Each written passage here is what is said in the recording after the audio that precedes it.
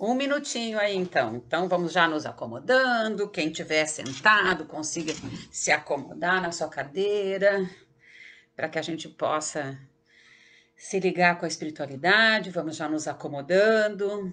Que às 20 horas em ponto, nós começamos com a nossa prece. Até isso é diferente, né? Fazer uma prece sozinho é uma coisa. Ó, 20 horas, pessoal. Então, vamos lá.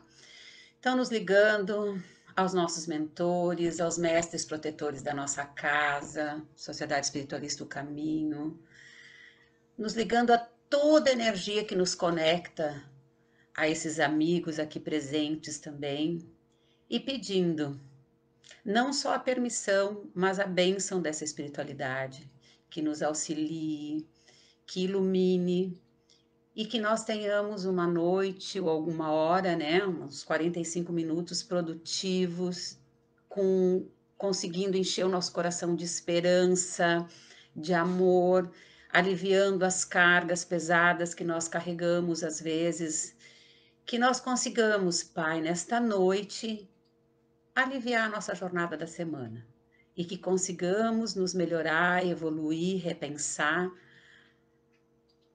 tudo aquilo que possa estar apertando o nosso coração, perturbando a nossa mente. Então, com autorização, pedindo autorização da espiritualidade do Grande Pai, nós damos início à nossa noite de hoje. Que assim seja. Bom, então, pessoal, nós vamos falar de evoluir pela dor ou pelo amor, né? Das dores, amargores e doces sabores de crescer e evoluir, né? Toda essa contradição louca aí. Nós vamos ter que começar, então, estabelecendo algumas coisas mais teóricas, tá? Que eu vou passar muito rápido, até para deixar muito claro para vocês que eu não sou uma grande autoridade nessa questão de padrão vibratório. Tem pessoas dentro da casa que podem explicar isso muito melhor, mas eu vou fazer um apanhado para que a gente consiga entender o que é que a gente está falando de evoluir. O que é padrão vibratório? Porque as pessoas assim, mas é que tu tá num padrão vibratório muito baixo. Não, tem que elevar o padrão vibratório. Tá, mas que raio é isso? Tá? Então, acho que a primeira coisa é a gente tentar entender o que é esse padrão vibratório, mesmo que não seja para ser um expert no assunto, tá? Não necessitamos ser um expert no assunto, nós precisamos entender do que nós estamos falando, tá? Por exemplo, quando nós vamos fazer uma comida, nós não precisamos saber todos os componentes que nós temos ali, que nós vamos juntar na panela. Claro, o que a gente precisa saber é que é saudável, se não é saudável, né? Se eu devo consumir, se eu não devo consumir, o que combina com o quê. Mas nós não somos a nutricionista que sabe, né, dizer cada parte daquele alimento o que contém. Isso não é nossa área, é a mesma questão minha, né? Eu trabalho mais com a questão do humano enquanto ser. Então, a minha preocupação aqui não é tanto com, não que eu não procure aprender, mas eu não sou uma autoridade. Então, vou deixar para os outros. Então, assim, ó, evoluir é uma condição própria do ser humano, tá? E eu hoje já digo que também dos animais, porque eu vejo assim, ó, principalmente quem tem bichinho em casa sabe, né? A diferença que é a evolução que tem também deles. Não podemos ser, como se diz, acreditar que só nós que estamos evoluindo. Não, toda a Terra está em evolução, tá? Mas nós temos a consciência, o que é um pouco diferente, então, do restante dos seres vivos. Né? Não sei até que ponto existe consciência ou não, também não é minha fase, mas evoluir é do ser humano. O ser humano evolui, tanto é que eu sempre digo assim, ó, que o humano, mesmo fraco, tomou conta da face da Terra. Ele, na pré-história, nós éramos um dos animais mais fracos aqui. E nós enjaulamos todos os outros e tomamos conta da face da Terra. Então, graças a essa nossa evolução, a esse nosso poder de mudança. Então, assim, ó, nós evoluímos como indivíduos, como família, como nação, como espécie, de acordo com o tipo de vibração em que me encontramos em todos esses níveis. Tá? E, inclusive, sim, eu às vezes posso estar num padrão, num determinado assunto e no outro eu estou em outro padrão vibratório. Aí tu diz assim, mas nossa, essa pessoa é tão agradável aqui. Aí diz que em casa ele é um carrasco. Bom, em como família, talvez ele não tenha evoluído ainda, sabe? Ele já conseguiu evoluir na questão de convívio social, né? Mas ele não tem consciência de que isso tem que ir lá para dentro da sua família. Ele precisa evoluir bem mais. Porque, primeiro, a família, né? Não o social. Então vamos lá. A frequência vibratória está ligada, isso é científico, tá? Um padrão de onda cerebral. Que uma vez condicionado o estilo de vida, tá? Quanto mais esse estilo de vida for mais saudável, melhor também eleva o padrão cerebral. Ah, mas como é esse padrão? Nós não estamos falando só de alimentação, nós estamos falando de questão espiritual. Ah, então eu preciso me elevar espiritualmente, me melhorar moralmente, e quanto mais eu me melhoro, ele está condicionado ao meu estilo de vida. Não adianta eu estar indo lá na casa espírita ou estar indo na igreja. Eu vou lá na igreja, tomo a comunhão e saio falando mal de todo mundo que estava na igreja e reparando a roupa de todo mundo, que é o que a gente vê muito na própria casa espírita. Fulano estava bem vestido, estava mal vestido, isso aí não é algo que não interessa. Tá? Então, assim, ó, quando nós estamos falando de estilo de vida, de melhorar esse estilo de vida no sentido de que eu não vou me preocupar mais com determinadas coisas, sim com aquilo que é importante. Então, são 4 padrões, tá? Beta, alfa, teta e delta. A maioria, a grande maioria da umidade, da umidade, é a minha umidade avançada, né? A maioria da humanidade ainda tá no primeiro, que é o beta, que é um padrão vibracional egoísta ainda. Eu estou em primeiro lugar, sou eu, tá? Eu sou o centro do mundo. Então, assim, ó, ele ainda acha que ele é o centro de tudo, né? Que tudo é meu. O ser humano ainda luta pela sobrevivência, num padrão de vida de onde tem a vítima e tem o carrasco. Onde eu não contribuo para as outras coisas, tudo que fazem que é ruim para mim, eu não tenho contribuição, né? Então, esse é um padrão beta que é a grande maioria da humanidade.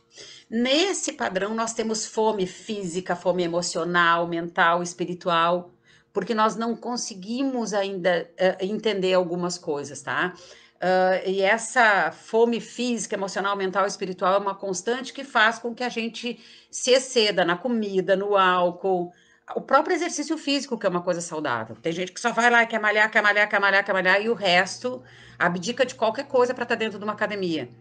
Então, todo o excesso é padrão beta, tá? Nós não nos demos conta ainda que o tanto para um lado quanto para o outro não é algo que não funciona. E não sou eu, é um todo. Tá? Então, esse é o padrão beta. E daí as pessoas vão procurar cartomante, líder religioso, guru, porque eu preciso de alguém que me diga. Eu vou lá na casa espírita, eu sento no atendimento fraterno querendo que as pessoas me digam o que eu vou fazer. Não é isso que a gente vai fazer no atendimento fraterno, a gente vai fazer uma escuta e vai encaminhar para tratamento espiritual. A mudança é de cada um, mas isso faz parte do padrão beta, tá? Esse é um reino ainda onde a dor, né? Então, ou é a dor ou é a bênção.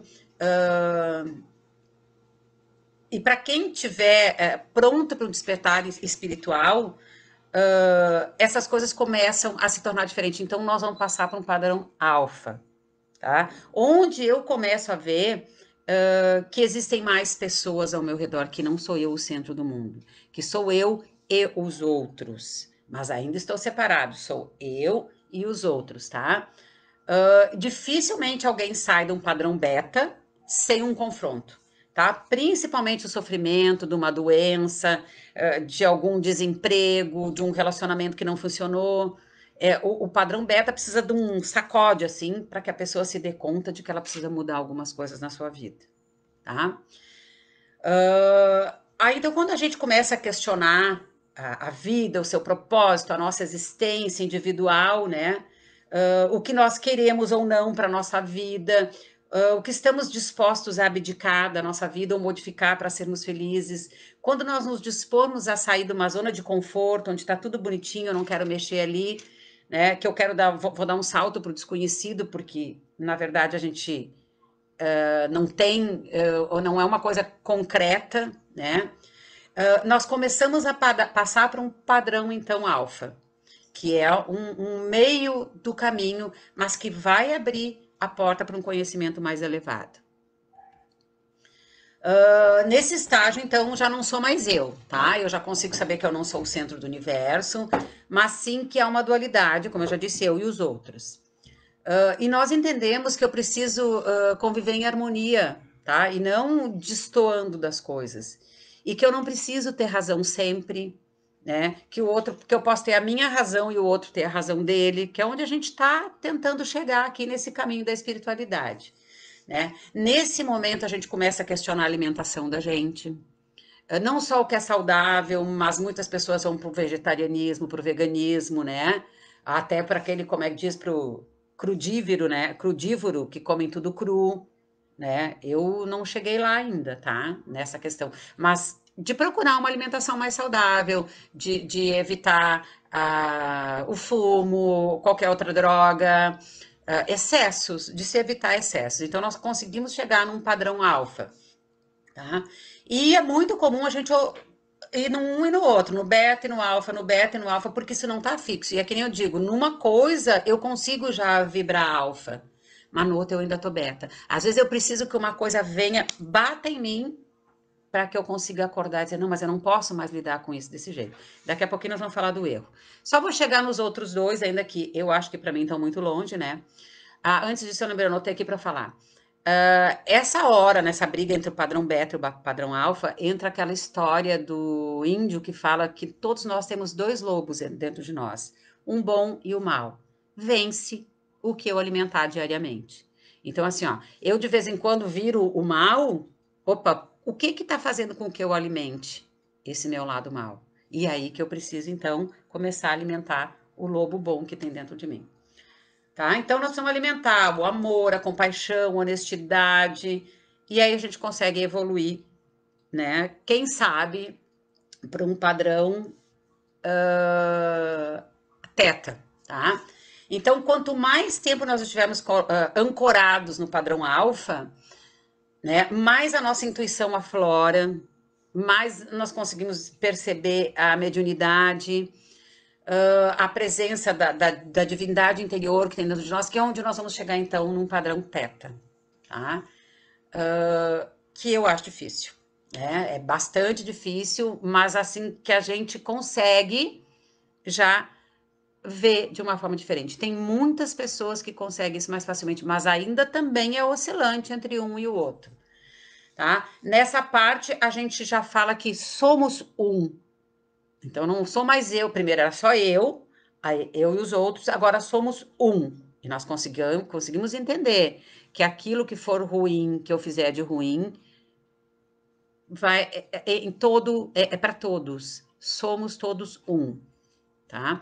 E aí eu vou ter que pular aqui um pouquinho, que senão não vai dar tempo. Nós vamos, então, pensar no último padrão, né? Onde nós sabemos que tudo é uma questão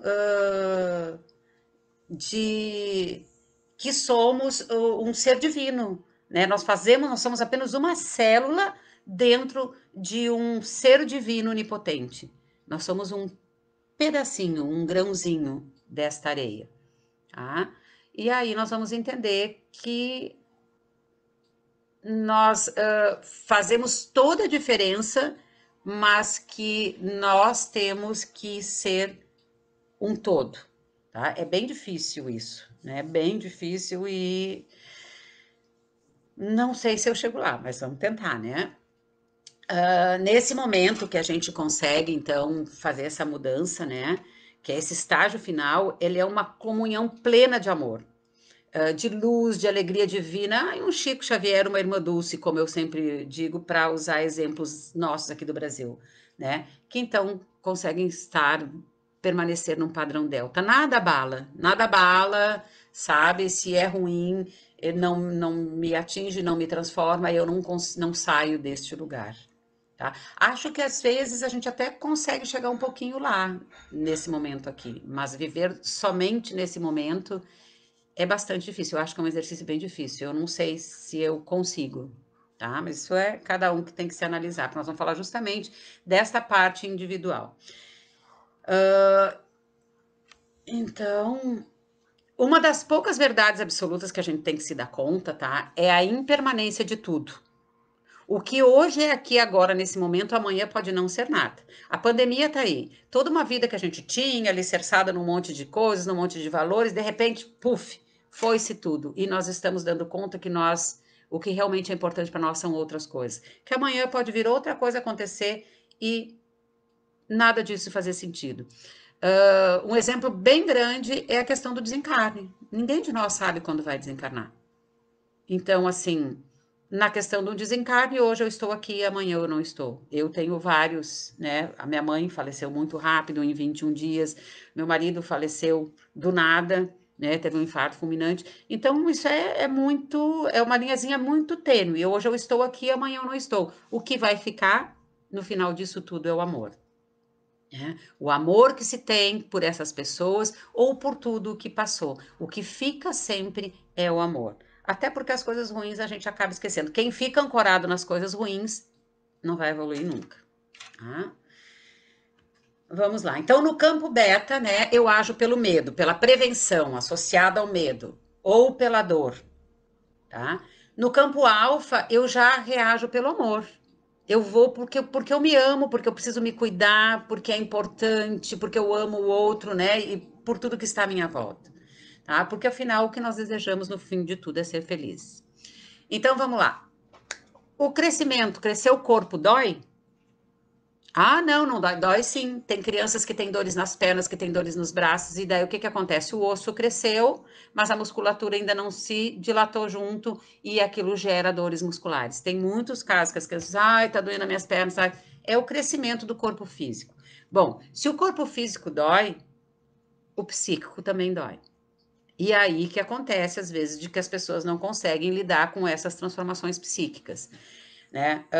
Por exemplo, o luto pelo corpo infantil, o luto pelo meu corpo de antes da gestação. Antes da gestação, tô eu ali toda bonitinha, depois eu engravido, eu fico com estrias. Tem pessoas com muita dificuldade de lidar com isso. Com muita dificuldade, né? A própria questão da homossexualidade, onde a pessoa não consegue, não se vê naquele corpo, são lutas bem difíceis, lutas psíquicas bem difíceis, e que só a evolução vai fazer com que eu consiga passar por isso e encerrar com esse sofrimento, né? De forma que eu vou evoluir. Então, o erro faz parte do ser humano, e ele é um recado. O erro é um recado. O erro não é de todo ruim. Só que eu preciso entender o erro como um recado. Opa, não deu certo. O problema é que eu ainda não consigo ver o erro, quando eu me acho tão bambambam bam, bam, que tudo que eu faço tá certo.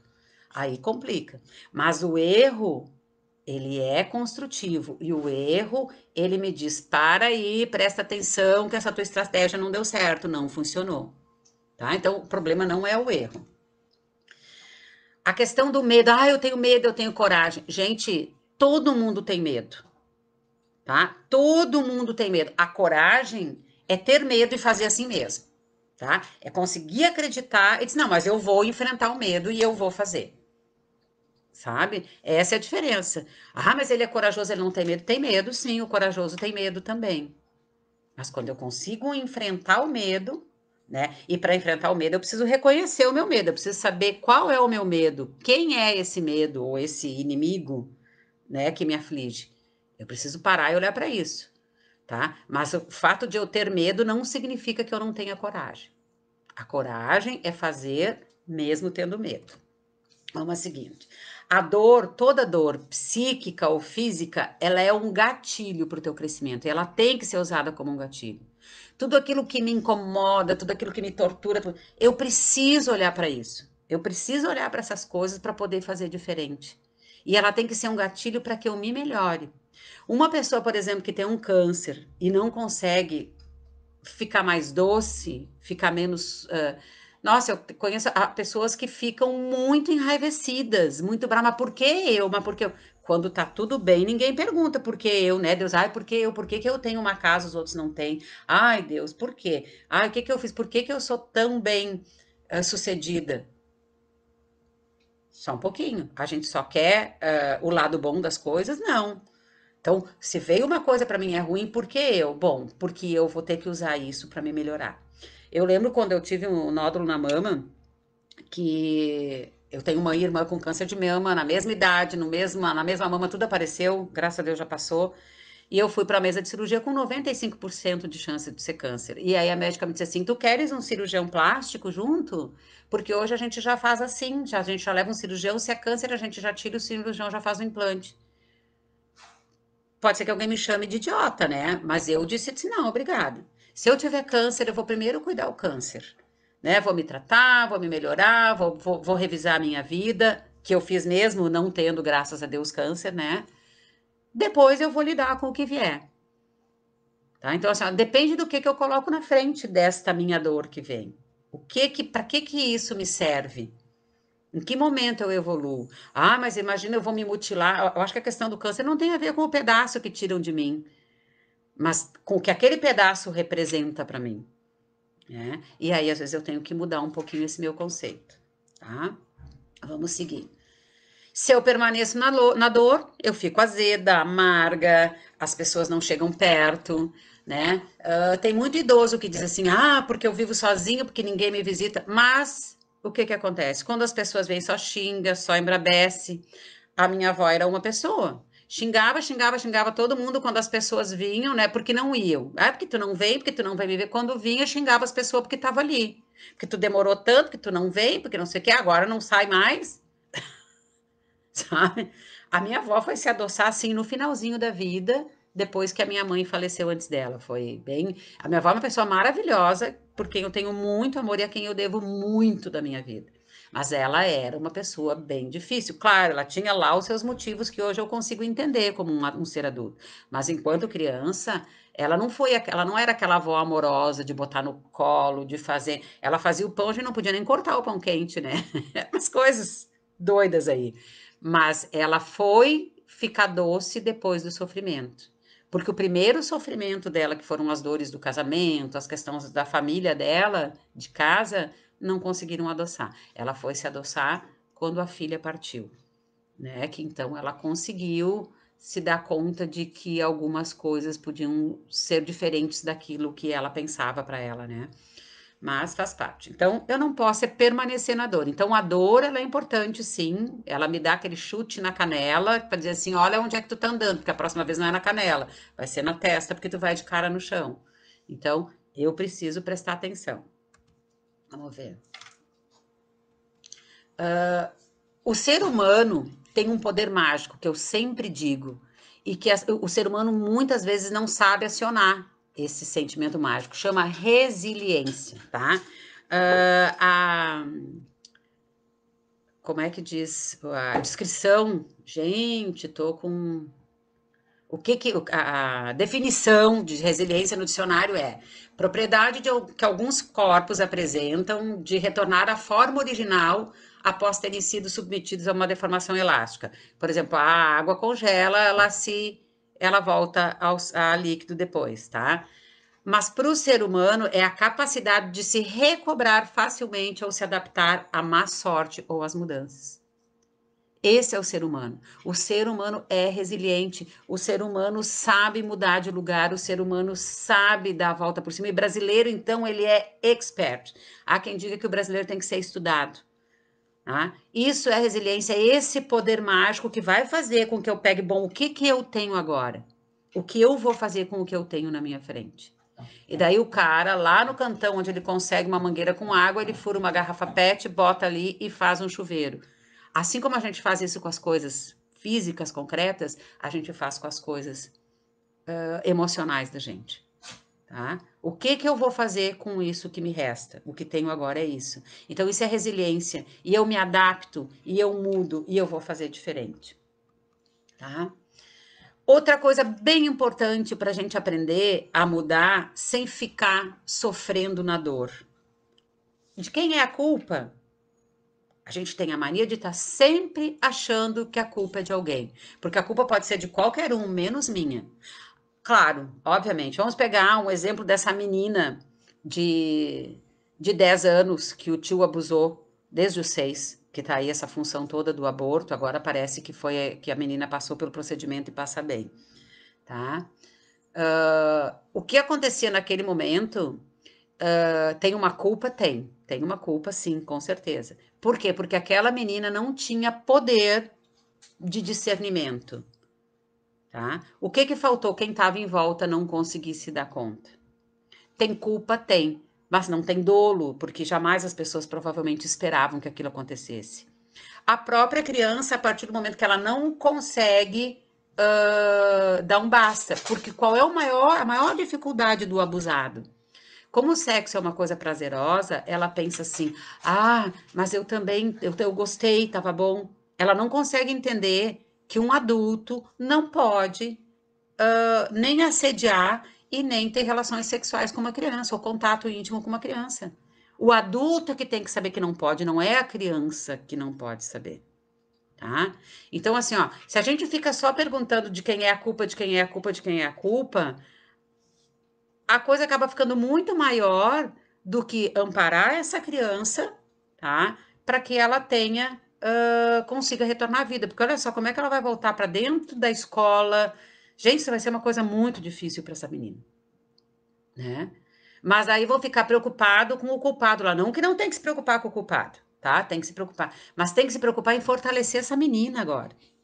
Não interessa de quem foi a culpa. Interessa que essa menina precisa se reorganizar como mulher, como ser humano, como um ser inocente, né? Que foi abusado por um adulto que tinha que saber que ele não podia.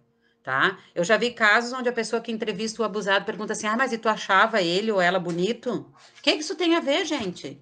O adulto tem que saber que não pode. Claro que a criança pode achar bonito. Crianças se apaixonam por adultos. As crianças vão beijar o adulto na boca, isso é normal.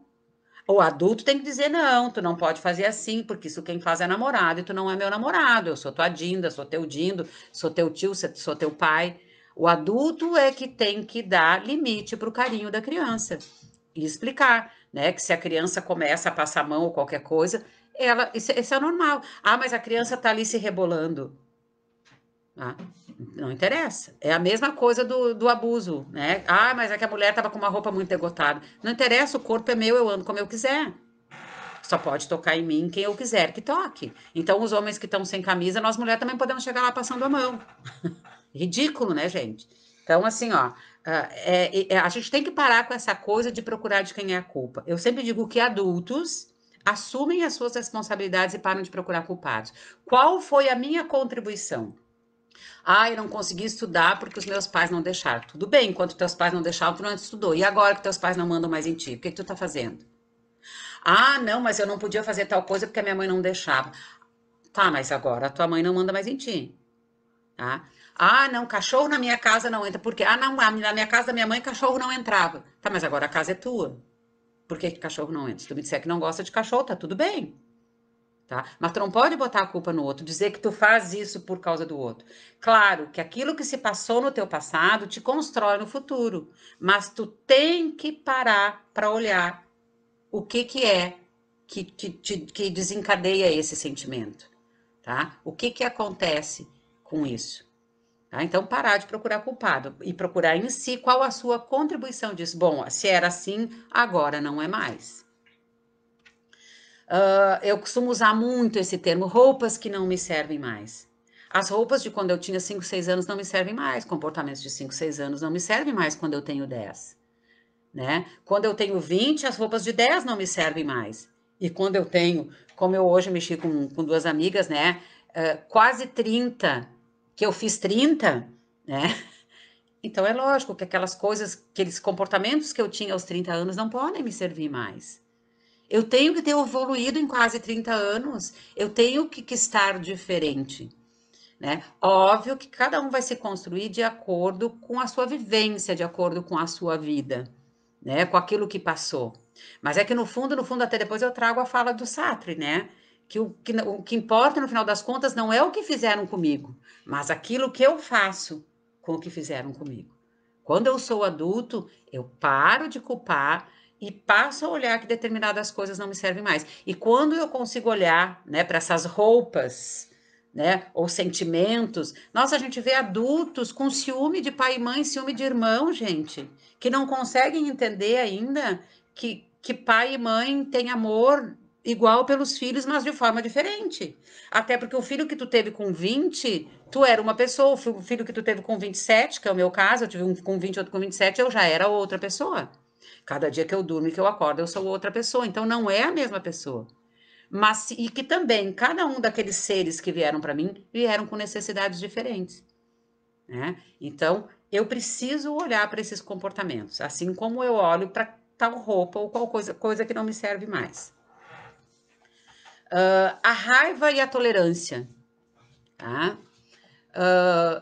Quando eu tenho raiva, a raiva, ela só alimenta o meu pior lado, ela alimenta o lobo do mal, o meu lado do mal, tá? Quando eu não, se eu não consigo tirar a raiva, que eu consiga ao menos ser tolerante. É difícil, né? Só que eu preciso aprender a ser tolerante para daqui a pouco simplesmente aceitar que as coisas são como são. E aí passa a raiva, eu não preciso mais ser tolerante. Eu entendo que eu sou o sujeito da minha vida e que eu sou responsável pelas minhas ações e pela minha evolução. E que o que está em volta é importante, sim, tá? Porque não sou só eu, mas que eu contribuo para as coisas que acontecem comigo. E como diz, né, eu sempre repito, existe injustiça, sim, existe injustiça de monte, mas não tem injustiçado. Por alguma razão isso veio para mim. São as provas que vêm para mim para que eu aprenda a lidar com isso, para que eu consiga olhar para isso e fazer diferente. Tá? Brabeza e mansidão são outras duas coisas, né? Ou é muito brabo, ou eu sou muito manso e todo mundo faz o que quer comigo. Nenhum dos dois serve. Mas ainda a mansidão vai fazer talvez com que eu consiga evoluir um pouco mais do que a brabeza. Enquanto eu estou colada na brabeza, tanto a raiva quanto a brabeza, gente, elas são naturais do ser humano. A gente precisa entender isso. Nessa nossa evolução, a gente fica com raiva, a gente xinga, a gente manda para aquele lugar, a gente sapateia. É normal. O que eu não posso é deixá-la se ancorar dentro do meu ser. Ela precisa passar e eu preciso olhar por que é que eu fiquei tão bravo. Ou porque, né? E a mansidão, ela vai fazer com que eu lide com a situação diferente. Mas eu também não posso estacionar na mansidão. Eu preciso saber o que que eu vou fazer com aquela situação para também não me tornar conivente.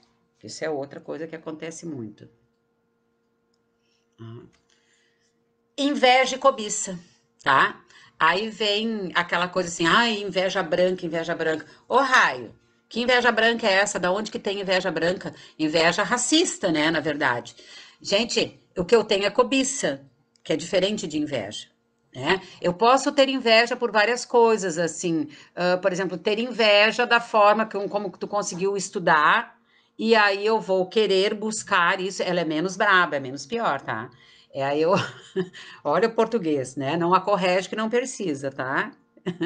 Então, assim, mas é uma redundância que é bem isso. Ela não é tão ruim. Então a gente brinca que é menos pior, tá? Mas a inveja, ela faz com que eu queira também para mim. A cobiça não. A cobiça eu quero aquilo, eu quero o lugar daquele outro, né? Eu quero ser aquele outro. Tá? Eu tenho que transformar a minha inveja em inspiração, que a minha inveja, né, aquilo que eu invejo se torne inspiração. Poxa vida, olha só que legal, eu quero isso para mim. Mas daí eu preciso começar a planejar. Tá, mas o que que eu vou fazer? Porque não adianta só ficar olhando o que o outro fez, como é que o outro evoluiu, tanto espiritualmente quanto financeiramente ou qualquer outra coisa, e não fazer nada. Isso também não serve. Tá? Mas ainda é melhor do que a cobiça, onde eu quero tudo que é do outro, igual o que é do outro. É diferente. Então, é melhor eu transformar a inveja em inspiração. Eu quero me inspirar num Chico Xavier, eu quero me inspirar em tal pessoa. Eu gostaria muito de conseguir escrever tão bem quanto um Mário Quintana. Bom, o que que eu vou fazer? Eu vou treinar, né? Ficar só querendo não adianta, aí vai para a cobiça. Então eu tenho que. A cobiça eu não consigo transformar em nada bom, mas a inveja eu consigo ainda transformar ela em inspiração. E eu acho que daí as coisas se melhorem. Tá? Se melhoram. Gente, deixa eu tomar molhar a garganta aqui, que eu acho que é isso. As coisas se melhorem, chamou a Lemoa, falou agora, né? É a Frida falando. Vamos ver, inveja e cobiça. Trabalho e felicidade é outra coisa, tá? Uh, escolha um trabalho, é Zaratustra que disse, né? Escolha um trabalho que lhe dê prazer e não terá que trabalhar um só dia na sua vida. Se eu trabalho só por coisas materiais, O que a gente sabe que esse nosso mundo aqui é um mundo material, eu preciso de dinheiro para comer, eu preciso de dinheiro para morar, eu preciso de dinheiro para vestir, eu preciso de dinheiro para estudar. Então também não dá para se fazer ai, coitadinho aqui. Não, a gente precisa de dinheiro sim. Mas de que forma eu vou buscar esse meu trabalho? Porque tu tá infeliz dentro de um trabalho, não vai te ajudar a evoluir. As pessoas que trabalham infelizes, nossa, inclusive atrapalham quem está em volta e que quer desenvolver bem o seu trabalho. É muito importante que o meu trabalho esteja ligado a me fazer feliz e não somente a coisas materiais. Sim, coisas materiais podem me fazer mais feliz? Podem, né? Como dizia o Clodovil, antes chorar dentro de um Mercedes carro do que de um Mercedes coletivo, né? Mas também não adianta eu estar dentro de um Mercedes carro, né? De uma Mercedes sozinha, chorando, de mal com a vida, sem ninguém para curtir a Mercedes, sem lugar onde poder ir. Tempos de pandemia, então, não serve nada. Uma Mercedes, a gente não pode ir a lugar nenhum, né? Mas é preciso fazer esse balanço, porque senão é só a dor. Aí, quando eu perder esse emprego, eu vou evoluir. Eu preciso olhar por que é que o meu trabalho me deixa infeliz. Eu não consigo ser feliz aqui mesmo? Ou o que vai me fazer feliz? Bom, mantenha esse trabalho enquanto tu vai precisar dele para tua manutenção física e vai te preparar para um trabalho que te dê também prazer, né? Ai, como é bom. Nossa, eu ouço muito. Como eu gostei de ser lugar, fazer o que gosta e sair e tá viajando. Bom, então tá, tudo bem, mas vamos lá, o que tu vai fazer para conseguir fazer, né? Transformar a tua vida nessa situação, né? Olha, a inveja e a cobiça, né?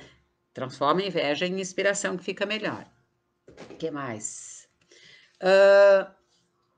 Qualquer mudança vai começar sempre por mim. Mesmo que eu seja a mais infeliz das criaturas e que esteja sendo injustiçada, tá? Ou me sentindo injustiçada. No mínimo, vai começar pela minha reação. E se eu tô sendo sempre injustiçada, tem alguma reação minha que tá errada. Eu preciso olhar por que não tá dando certo. E aí a mudança vai começar por mim. E às vezes vai dizer pro outro: parou, chegou. Ah, mas é uma doença, nós estamos falando de doença. Bom, aí do quanto eu vou me cuidar dentro dessa doença para melhorar. E eu vou fazer isso como? Né? Procurando me elevar ou criticando todo mundo e ainda brigando com quem tá em volta. Eu conheço uma pessoa que depende de todo mundo e que tá sempre sentando pau em todo mundo. E depende dos outros até para comer. E está xingando o tempo todo. Bom, podia ser bem mais leve, porque se fosse uma pessoa mais afável, as pessoas inclusive fariam com mais prazer o que ela precisa. Tá? Então, bem importante a gente se dar conta que é por mim, não é pelo outro. Tá? O Oscar Wilde, para terminar aqui uma frase, quase terminando, ele diz assim, ó, amar a si mesmo é o começo de um romance para a vida toda. Então, assim, ó, conhece a ti mesmo, a primeira coisa. Conhece a ti mesmo, descobre quem tu é e começa a te amar. Aí tu vai ter um romance contigo, tu vai ter um romance pro resto da vida, tá? Não dá para tu buscar nos outros isso, tá? A dor pode se transformar numa doçura para que a gente possa ser feliz. Depende de como eu reajo a ela. Ela tem que servir como algo que me mostre o que mudança eu preciso realizar na minha vida, né? Eu preciso olhar para isso, porque senão não vai ter outro jeito de eu ser feliz. Se eu permanecer na dor, nada vai dar certo. Tá? Eu trouxe algumas frases assim que eu achei bem importante, como é que eu digo filosofia de Facebook, mas que eu acho que são assim muito importantes. Uma delas é a do João Paul Sartre, que diz: "Não importa o que fizeram com você, o que importa é o que você faz com aquilo que fizeram com você." Tá?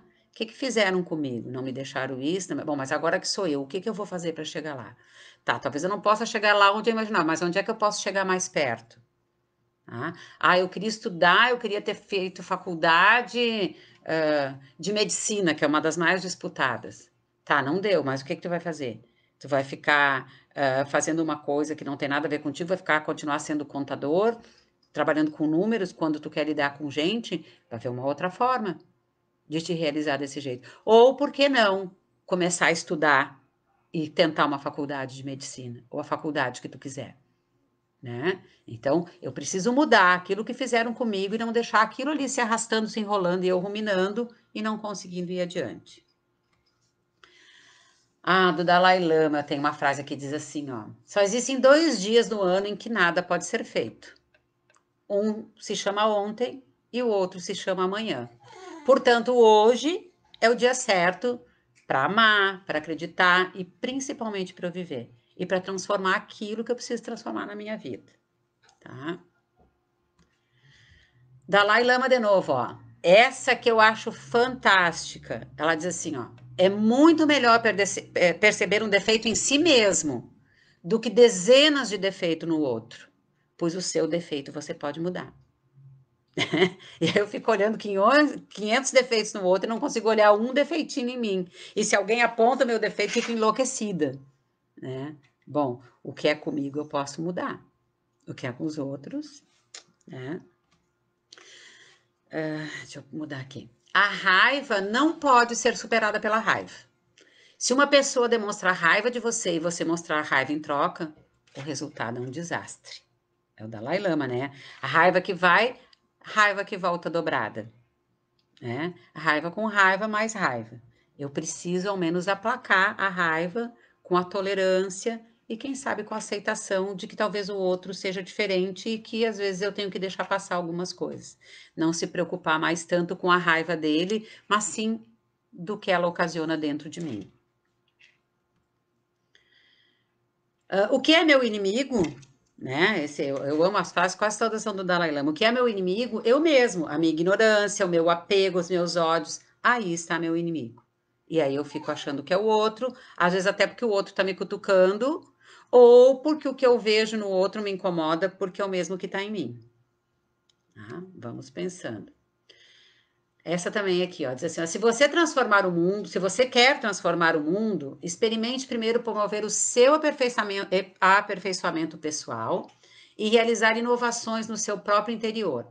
Essas atitudes se refletirão em mudanças positivas no seu ambiente familiar. Então, a minha atitude é que vai refletir, né? Deste ponto em diante, as mudanças se expandirão em proporções cada vez maiores. Tudo que fazemos produz efeito, causa algum impacto. Tá? Olha, eu preciso começar comigo, começar pela minha família alastrando. Inclusive, cuidar isso. Tem muita gente que não ajuda nada dentro da família, não atende ninguém dentro da sua família, mas está sempre correndo para fora. Então, minha sogra que dizia, benemerência começa em casa. Tu tem que começar no teu círculo menor que a família e ir alastrando isso, porque isso com certeza de cada um vai levar mais um pouco esse círculo de paz, de amor, de tolerância vai ficar cada vez melhor.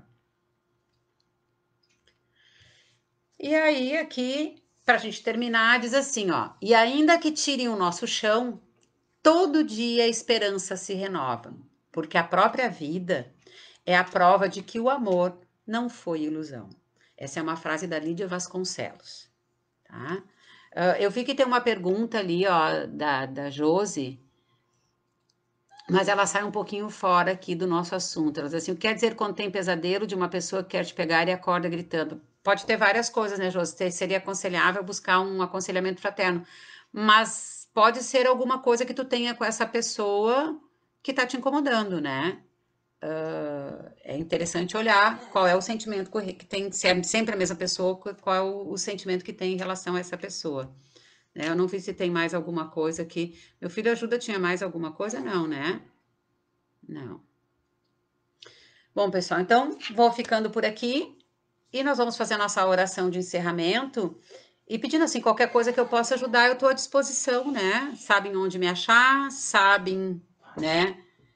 Como me contatar e se eu puder ajudar, eu estou à disposição de vocês. Tá bom, pessoal? E rezando, muito, muito, muito orando para que logo a gente retorne a se ver. Eu sei que mesmo que a gente se veja logo, a gente não pode se abraçar ainda. Eu chego a chegar nos lugares assim, me grudando para não chegar abraçando. Esses dias cheguei num lugar e abracei 3 pessoas, depois me dei conta. Né? Eu digo que eu estou num desespero tão grande agora, nesse momento, que se alguém me convidar para catar coquinho, eu aceito, né? Desde que seja para sair de casa e fazer alguma coisa. É difícil esse tempo, ainda mais para pessoas que são muito de estar na rua, né? É complicado, mas faz parte. Eu consegui rever muitas coisas minhas, né? Esse momento de pandemia foi muito importante para eu revisar muitas coisas também, que eu julgava importantes e que hoje vejo que não são tão importantes assim. Mas vamos lá, que a questão é essa, né? A gente seguir remando esse barco que uma hora nós vamos sair desse mar turbulento aí, com certeza, e com certeza muito melhores. Vamos então nos acomodar para fazer a nossa ligação com a espiritualidade maior, pedindo auxílio dos nossos irmãos da espiritualidade e agradecendo ao Pai por essa oportunidade, agradecendo a todos que estiveram conosco, visíveis e invisíveis, que nós consigamos receber as bênçãos divinas essa semana, revisar nossos sentimentos, nossas emoções e principalmente consigamos encher nosso coração, a nossa mente com muito amor. Lembrando que quando resolvemos com amor, pode até ser que o resultado não seja o esperado, mas sempre ainda é melhor do que quando resolvemos com a raiva e com a brabeza. Que as nossas ações sejam mansas, sejam leves, que a nossa boca, dela saiam somente palavras de muito amor. Se for para eu falar, que seja para melhorar, né? Esquecendo de colocar lenha na fogueira, que isso não leva a lugar algum. Que tenhamos todos muitas, muitas, muitas bênçãos e que consigamos evoluir tanto nas nossas dores físicas quanto emocionais, para que cheguemos num mundo onde tudo um dia será amor. Eu acredito e eu acho que nós conseguimos. Então, agradecendo mais uma vez ao Grande Pai e pedindo a sua bênção. Que assim seja. Então, pessoal, até breve aí. Qualquer coisa, podem me mandar perguntas, tá? Inclusive pelo WhatsApp, quem tem, que eu puder, vou responder. Certo? Um abração, pessoal. Boa semana. Só vou repetir, ó. E ainda que tirem o nosso chão, todo dia a esperança se renova, porque a própria vida é a prova de que o amor não foi uma ilusão, né? Porque nós nascemos por um ato de amor. Então, tá aí a prova.